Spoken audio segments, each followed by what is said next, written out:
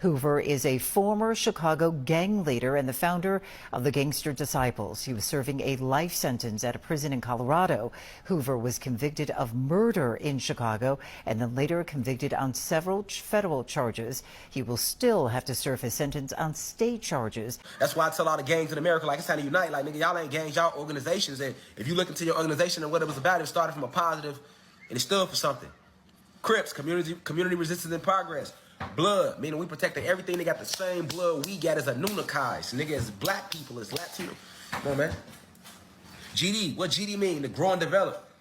Nah, we ain't no gangster disciples, nothing, nigga. Grow and develop. That's for everybody in life, nigga.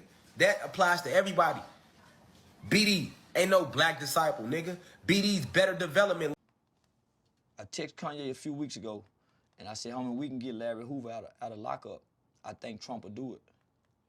And so that's my goal. Before he die, homie, some kind of way to try to get Larry Hoover in population. Why you like Larry Hoover? Because Larry Hoover changed gangsters and disciples to growth and development. So I really should, homie, I joined Crip and Bloods. So GDs and BDs never really made it to the Dallas-Fort Worth area. So they're not big in Texas. But there was some. And I remember I stole them niggas' literature. And nigga, that literature helped me evolve from wanting to be gangster to growth and development. Evolving. Yeah. Man, that nigga had, man, wisdom, knowledge. So when nigga Larry Hoover changed the whole mindset of gangsters, homie, and I just happened to be a kid who got to pick it up off the ground. And nigga, it transformed the spirit of the kid.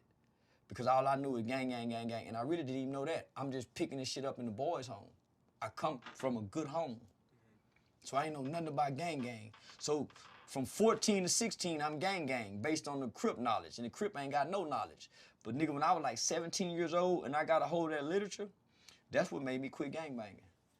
Larry Hoover is an example of a man that was turning his life around. And as soon as he tried to turn his life around, they hit him with 6 life sentences. So I believe you say don't tear down the statues? Larry Hoover is a living statue. He's a beacon for us that needs to see his family, that needs to go out and represent. When you have a block leader on every single block, they can own the block as their own. That's something I learned from Jim Brown from American. We need to put curriculums from people who really came from the streets, not people who are just trying to set us up to go into a work system or prison system that applies to what people are really going through, which Jim Brown has created. Nobody gon' ruin me. I just call my wife up, let's get Hoover free. I put all my ice up in my Louis V. I just caught my mama crib, I'm back over east. Let me get your